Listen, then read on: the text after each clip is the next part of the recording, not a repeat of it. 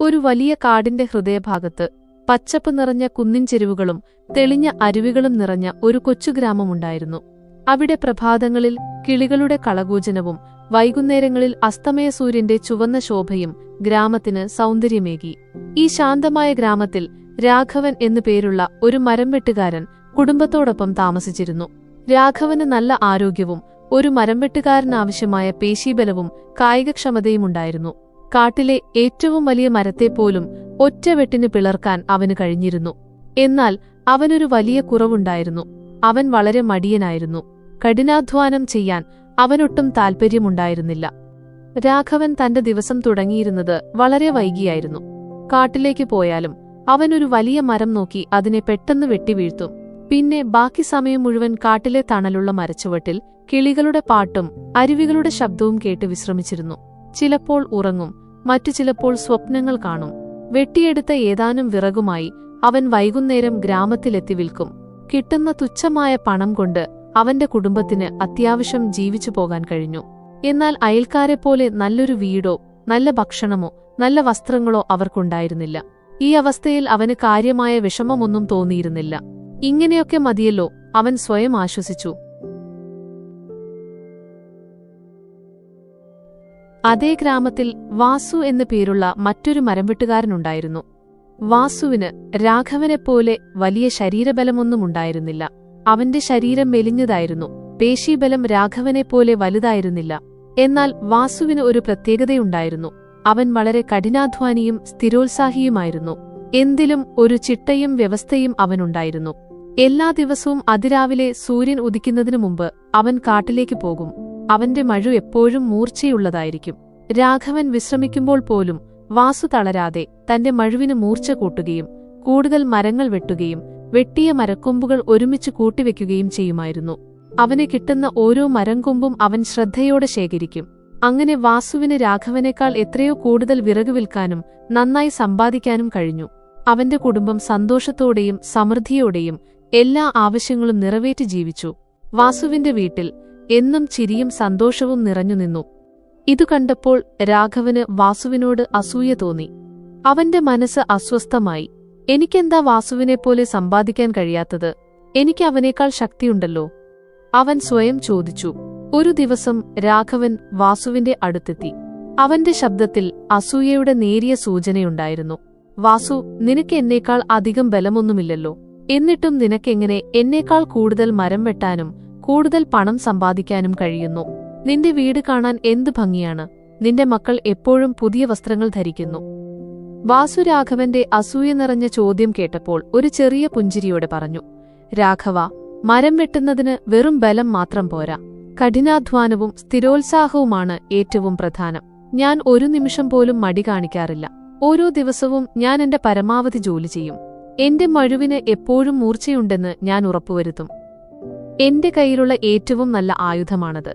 നീ കുറച്ചുനേരം ജോലി ചെയ്യുമ്പോൾ ഞാൻ കൂടുതൽ നേരം കഷ്ടപ്പെടുന്നു, അത്രയേയുള്ളൂ.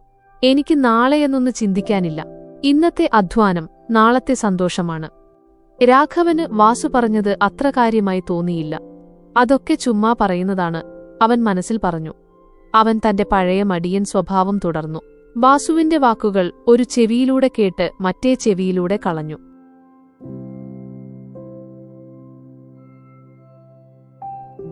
കാലം മുന്നോട്ടു നീങ്ങി. ഒരു ദിവസം ഗ്രാമത്തിൽ വലിയൊരു ഉത്സവം വന്നു.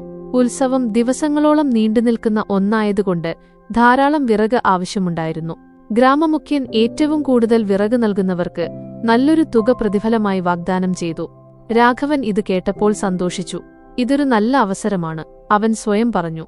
ഒരൊറ്റ ദിവസം കൊണ്ട് ധാരാളം പണം സമ്പാദിക്കാം. വാസുവിനേക്കാൾ കൂടുതൽ മരം വെട്ടി ഞാൻ അവനെ തോൽപ്പിക്കും. എന്റെ ശക്തി ഞാൻ അവനെ കാണിച്ചു കൊടുക്കും. രാഘവൻ പിറ്റേ ദിവസം അതിരാവിലെ വാസുവിനെപ്പോലെ കാട്ടിലേക്ക് പോയി. സാധാരണ വെട്ടുന്നതിനേക്കാൾ കൂടുതൽ മരം വെട്ടാൻ അവൻ ശ്രമിച്ചു.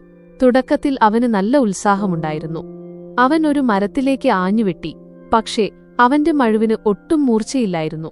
അത് മരത്തിൽ വെട്ടിയപ്പോൾ തട്ടിത്തെറിച്ചു. മരം വെട്ടാൻ അവന് കൂടുതൽ ശക്തി ഉപയോഗിക്കേണ്ടി വന്നു. ഒരുപാട് നേരം ജോലി ചെയ്തപ്പോൾ അവൻ ക്ഷീണിച്ചു. അവന്റെ ശരീരം വിയർത്തൊഴുകി. കൈവേദനയും തോളിന് വേദനയുമെല്ലാം അവനെ തളർത്തി. അവൻ ഒരു വലിയ മരച്ചുവട്ടിലിരുന്ന് വിശ്രമിക്കാൻ തുടങ്ങി. വിശ്രമം നീണ്ടുപോയി. സമയം പോയതറിഞ്ഞില്ല. സൂര്യൻ ഉച്ചയിലെത്തി പതിയെ പടിഞ്ഞാറോട്ട് ചായുന്നു. അപ്പോഴേക്കും വാസു രാഘവന്റെ അടുത്തെത്തി. വാസുവിന്റെ ചുമലിൽ നിറയെ വിറകുണ്ടായിരുന്നു. അവന്റെ മഴു പുതുപുത്തനെന്ന പോലെ തിളങ്ങുന്നുണ്ടായിരുന്നു. അവന്റെ മുഖത്ത് ക്ഷീണത്തിന്റെ ലക്ഷണങ്ങളുണ്ടായിരുന്നില്ല. രാഘവ, നീ കുറച്ചു മരം മാത്രമേ വെട്ടിയുള്ളൂ? ഇതാ സമയം പോകുന്നു, വാസു ചോദിച്ചു. രാഘവന് വല്ലാത്ത നാണക്കേടായി. അവന്റെ വാശിയും അഹങ്കാരവും ആവിയായിപ്പോയിരുന്നു. അതെ, വാസു, മഴുവിന് ഒട്ടും മൂർച്ചയില്ല. എനിക്ക് വല്ലാത്ത ക്ഷീണം. എന്റെ ശരീരം എന്നെ അനുസരിക്കുന്നില്ല, അവൻ നിരാശയോടെ പറഞ്ഞു. വാസു രാഘവന്റെ മഴു വാങ്ങി നോക്കി. രാഘവ, നിന്റെ മഴുവിന് ഒട്ടും മൂർച്ചയില്ല. നീ ഇത് എന്നാണ് അവസാനമായി മൂർച്ച കൂട്ടിയത്? മൂർച്ചയില്ലാത്ത മഴുവെച്ച് എത്ര ബലമുണ്ടായാലും കാര്യമില്ല. ഇത് നിന്റെ അധ്വാനത്തെ പാഴാക്കും. മാത്രമല്ല, ദിവസവും കുറച്ചേ വെട്ടുന്നുള്ളൂ എന്നതുകൊണ്ട് നിനക്ക് സ്ഥിരമായ അധ്വാനശീലം കുറഞ്ഞു. ഒരു ദിവസം കൂടുതൽ ജോലി ചെയ്യാൻ ശ്രമിക്കുമ്പോൾ നിന്റെ ശരീരം പ്രതികരിക്കുന്നത് അതുകൊണ്ടാണ്, വാസു പറഞ്ഞു. കഠിനാധ്വാനവും നിശ്ചയദാർഢ്യവും സ്ഥിരമായി ഒരു കാര്യം ചെയ്യുന്നതുമാണ് വിജയത്തിന്റെ രഹസ്യം. ഓരോ ദിവസവും കുറച്ചെങ്കിലും അധികം ജോലി ചെയ്യുക. നിന്റെ ആയുധത്തെ മൂർച്ചയുള്ളതാക്കുക. നിന്റെ മനസ്സിനെ ലക്ഷ്യത്തിൽ ഉറപ്പിച്ചു നിർത്തുക. അപ്പോൾ വിജയം നിന്നെ തേടിയെത്തും. അന്ന് വാസു പതിവുപോലെ ധാരാളം വിറകുമായി മടങ്ങി. ഗ്രാമവാസികൾ അവനെ സന്തോഷത്തോടെ സ്വീകരിച്ചു. രാഘവൻ കുറഞ്ഞ വിറകുമായി നിരാശയോടെ അപമാനിതനായി വീട്ടിലെത്തി. അവന് വലിയ നഷ്ടമുണ്ടായി. അവൻ സ്വയം ശപിച്ചു. അന്ന് രാത്രി രാഘവൻ ഉറങ്ങിയില്ല. വാസുവിന്റെ വാക്കുകൾ അവന്റെ മനസ്സിൽ വീണ്ടും വീണ്ടും മുഴങ്ങിക്കൊണ്ടിരുന്നു. അവന് തന്റെ തെറ്റുകൾ ഓരോന്നായി മനസ്സിലായി. അവന്റെ മടിയും അശ്രദ്ധയുമാണ് തന്റെ ദാരിദ്ര്യത്തിന് കാരണമെന്ന് അവൻ തിരിച്ചറിഞ്ഞു. അവൻ തന്റെ ജീവിതം മാറ്റിയെഴുതാൻ ഉറച്ചു. അടുത്ത ദിവസം മുതൽ രാഘവൻ ഒരു പുതിയ മനുഷ്യനായി മാറി. അവൻ വാസുവിനൊപ്പം അതിരാവിലെ കാട്ടിലേക്ക് പോയി. വാസുവിനെപ്പോലെ തന്റെ മഴുവിന് മൂർച്ച കൂട്ടാൻ പഠിച്ചു.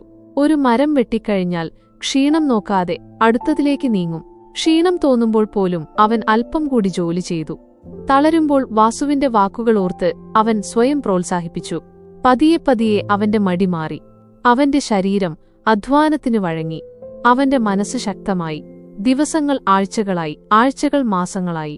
രാഘവനും വാസുവിനെപ്പോലെ കൂടുതൽ മരം വെട്ടാനും നന്നായി സമ്പാദിക്കാനും തുടങ്ങി. അവന്റെ കുടുംബവും സന്തോഷത്തിലായി. രാഘവൻ തന്റെ ജീവിതത്തിൽ നിന്ന് ഒരു വലിയ പാഠം പഠിച്ചു. കഠിനാധ്വാനവും സ്ഥിരോത്സാഹവും കൊണ്ട് ഏത് സാധാരണക്കാരനും അസാധാരണനാകാം. കഥയുടെ സാരം: കഠിനാധ്വാനം വിജയത്തിന്റെ താക്കോലാണ്. മടിയുപേക്ഷിച്ച് ലക്ഷ്യബോധത്തോടെ സ്ഥിരമായി പരിശ്രമിച്ചാൽ ഏത് സ്വപ്നവും യാഥാർത്ഥ്യമാക്കാൻ സാധിക്കും. സ്ഥിരോത്സാഹം അത്യന്താപേക്ഷിതമാണ്. തുടർച്ചയായ പരിശ്രമവും പ്രതിബന്ധങ്ങളെ നേരിടാനുള്ള മനസ്സുമുണ്ടെങ്കിൽ മാത്രമേ ഒരു കാര്യത്തിലും വിജയിക്കാനാവൂ. ഒരു വെല്ലുവിളി വരുമ്പോൾ പിന്മാറാതെ മുന്നോട്ടു പോകാനുള്ള മനസ്സാണ് പ്രധാനം. പരിശ്രമിക്കാനുള്ള മനസ്സുണ്ടെങ്കിൽ കുറവുകളെയും പരിമിതികളെയും അതിജീവിക്കാൻ സാധിക്കും. രാഘവന്റെ മടി പോലെ ഏതൊരു കുറവിനെയും കഠിനാധ്വാനം കൊണ്ട് മറികടക്കാൻ കഴിയും. നിങ്ങളുടെ ആയുധങ്ങളെ മൂർച്ചയുള്ളതാക്കുക. ഇവിടെ ആയുധം എന്നത് നമ്മുടെ അറിവ്, കഴിവ്, ഉപകരണങ്ങൾ എന്നിവയെല്ലാമാകാം. നമ്മൾ ചെയ്യുന്ന ജോലിയിൽ, ആവശ്യമുള്ള കാര്യങ്ങളിൽ ശ്രദ്ധയും പരിശീലനവും നൽകേണ്ടത് അത്യാവശ്യമാണ്. ചെറിയ ശ്രമങ്ങൾ വലിയ വിജയങ്ങളിലേക്ക് നയിക്കും. ഓരോ ദിവസവും ചെയ്യുന്ന ചെറിയ പരിശ്രമങ്ങൾ ഒരുമിച്ച് ചേരുമ്പോൾ വലിയ മാറ്റങ്ങൾ കൊണ്ടുവരും. ഒരു വലിയ വൃക്ഷം വെട്ടിമാറ്റുന്നതുപോലെ